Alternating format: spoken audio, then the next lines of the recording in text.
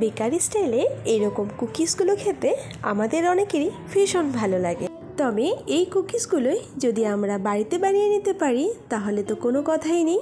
চলুন দেরি না করে শুরু করছি আজকের এই রেসিপি। একদম ঘরোয়া উপকরণে আজকের এই নানখাটাইগুলো আপনাদেরকে বানিয়ে দেখাবো। নমস্কার, আমি তন্দ্রা, আপনারা দেখছেন আমার হেসেলে আজকের রেসিপি।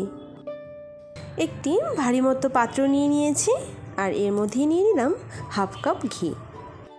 দিয়ে দিচ্ছি 1 টেবিল স্পুন মতো বাটার। আপনারা যদি ভাবেন বাটার ব্যবহার করবেন না তাহলে কোনো ব্যাপার না, এটা শুধুমাত্র ঘি দিয়েও আপনারা বানিয়ে নিতে পারেন। আর যদি ভাবেন ঘিও ব্যবহার করবেন না তাহলে ঘির পরিবর্তে ডালডা ব্যবহার করতে পারেন। এবার এই ঘি মেপে দেওয়া কাপ দিয়ে হাফ কাপ দিয়ে দিলাম গুঁড়ো চিনি। চিনিটা অবশ্যই গুঁড়ো চিনি নেওয়ারই চেষ্টা করবেন। এবার একটি হুইক্সের সাহায্যে এটাকে মিশিয়ে নিতে পারেন। আর যদি ইলেকট্রিক বিটার থাকে তাহলে আপনার কাজটা আরও অনেকটাই সহজ হয়ে যাবে। আমি একটি ইলেকট্রিক বিটার দিয়ে এটাকে ভালোভাবে বিট করে নিচ্ছি। সব কিছু একটু ভালোভাবেই মিশিয়ে নেব যতক্ষণ না এর কালারটা চেঞ্জ হয়ে গিয়ে একটু ফোম মতো হয়ে যাচ্ছে। দেখুন, এই হুইক্স দিয়েও কিন্তু আপনারা এরকম একটি মিশ্রণ তৈরি করে নিতে পারেন। যদিও বা এটা ব্যবহার করলে সময়টা একটু বেশি লাগতো, আর তাই ইলেকট্রিক বিটারের সাহায্যে আমি মিশ্রণটি তৈরি করে নিলাম। এরপর এখানে নিয়ে নিচ্ছি 1 কাপ ময়দা। তবে আমি 1 কাপ ময়দা ব্যবহার করছি না, 1 কাপের থেকে কিছুটা কম পরিমাণ ময়দা নিয়ে নিয়েছি। আর ময়দার সঙ্গে দিয়ে দিচ্ছি 3 টেবিল স্পুন মতো বেসন। শুধুমাত্র বেসন ও ময়দা মিশিয়েও এটা আপনারা বানিয়ে নিতে পারেন। তবে এখানে আমি 3 টেবিল স্পুন সুজি ব্যবহার করছি। সব মিলিয়ে এখানে 1 কাপ মতোই বেসন, ময়দা ও সুজি রয়েছে। এবার সব কিছু আমি ভালোভাবে যেহেতু মিশিয়ে নিব তাই একটি বোলে ঢেলে নিচ্ছি। এবার সব কিছু উপকরণকে একটু ভালোভাবে মিশিয়ে নিচ্ছি। এর মধ্যে এবার দিয়ে দিচ্ছি বেকিং পাউডার। পরিমাণটা অবশ্যই বলে দিচ্ছি, এখানে আমি 1 টিস্পুন দিয়ে দিলাম, তার সঙ্গে আরও হাফ টিস্পুন। আর এর সঙ্গে ব্যবহার করছি বেকিং সোডা। ঠিক বেকিং পাউডারের পরিমাণ অনুযায়ী বেকিং সোডাও ব্যবহার করছি। আপনারা যদি চান শুধুমাত্র বেকিং পাউডার দিয়েও এটা তৈরি করে নিতে পারেন। এবার এর মধ্যে গুঁড়ো উপকরণগুলো দিয়ে দিচ্ছি, তবে সমস্তটা আমি একবারে দেব না, কিছুটা দিয়ে মিশিয়ে নেওয়ার পর বাকি শুকনো উপকরণটাকেও ঢেলে মিশিয়ে নেব। এইভাবেই কিছুক্ষণ মিশিয়ে নেওয়ার পর বাকি শুকনো উপকরণটাকে দিয়ে হাত দিয়ে ভালোভাবে মেখে নিতে হবে আর একটি ডো মতো তৈরি করে নেব।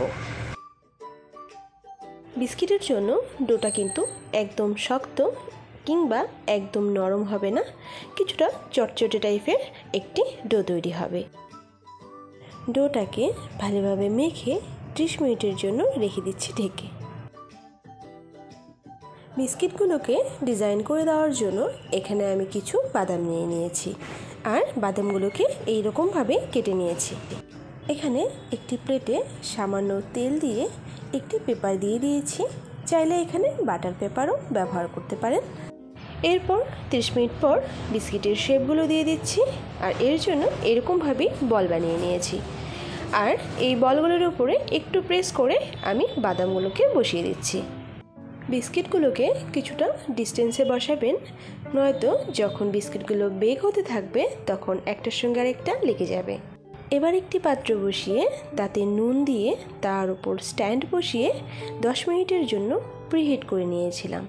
খুব সাবধানে এবার বিস্কিটের প্লেটটাকে বসিয়ে দিয়ে ঢেকে দিচ্ছি 15 থেকে 20 মিনিটের জন্য। চলে এলাম 15 থেকে 20 মিনিট পর। চলুন তবে দেখে নিই বিস্কিটগুলো কেমন হয়েছে। আশা করি আপনারা দেখতেই পাচ্ছেন বিস্কিটের কালারটা কতটা সুন্দর হয়েছে। আচ্ছা, এর পাশাপাশি আরও একটি কথা আপনাদের বলছি, আপনাদের কাছে যদি এইরকম মোমো স্টিমার থাকে তাতে করেও কিন্তু আপনারা এই বিস্কিটগুলোকে বেক করে নিতে পারেন। এর মধ্যেও বিস্কিটের কালার কিন্তু কোনো রকম পরিবর্তন হয়নি। আপনারা আশা করি দেখে বুঝতেই পারছেন বিস্কিটটা কতটা সফট হয়েছে আর দেখতে কতটা সুন্দর হয়েছে। এখানে খুবই গুরুত্বপূর্ণ একটি কথা আপনাদের জানিয়ে দিচ্ছি, বিস্কিটগুলো যখন তৈরি হয়ে যাবে গ্যাসের ফ্লেম বন্ধ করে বিস্কিটের প্লেটটা খুব সাবধানে নামিয়ে রাখবেন। তবে সাথে সাথে বিস্কিটগুলোকে প্লেট থেকে ওঠাতে যাবেন না, কারণ বিস্কিটগুলো হয়ে যাওয়ার পরও কিন্তু নরম থাকে। তাই 5 থেকে 7 মিনিট পর ঠান্ডা হয়ে যাওয়ার পর বিস্কিটগুলোকে প্লেট থেকে উঠিয়ে নেবেন। ঠান্ডা না হওয়া পর্যন্ত বিস্কিটটা ওঠাতে গেলে বিস্কিটগুলো কিন্তু ভেঙে যাবে। এবার চলুন তবে দেখে নিই বিস্কিটগুলো ভেতর থেকে বেক হয়ে গিয়ে ঠিক কতটা সফট হয়েছে।